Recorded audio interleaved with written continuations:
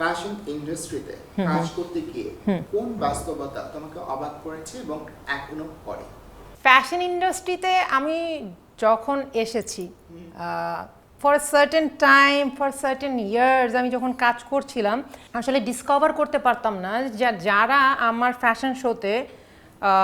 একদম মানে পেছনের বেঞ্চের যেমন কিছু স্টুডেন্ট থাকে যারা 65 নাম্বার মডেল যে পেছনে দাঁড়িয়ে আছে সে কিভাবে আমার থেকে বেশি আর্ন করছে এই জিনিসটা আমি ডিসকভার করে পেতাম না। আমার মনে হতো যে সামহাউ আম ফেইলিয়ার, আমি হয়তো আমার যোগ্য পারিশ্রমিক পাচ্ছি না বা আমাকে ঠকাচ্ছে বা কিছু একটা হচ্ছে, সামথিং ইজ ফিশি, যেটা আমি জানতাম না। এই জিনিসটা নিয়ে কিন্তু আমি লিটারেলি অনেক সাফার করতাম এবং যেহেতু আমি ডিসকভার করতে পারতাম না যে এক্স্যাক্টলি রিজনটা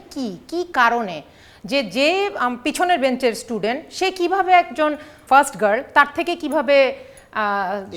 এগিয়ে গেল সব দিক থেকে এবং তাদের শো অফটাই ছিল অনেক ডিফারেন্ট।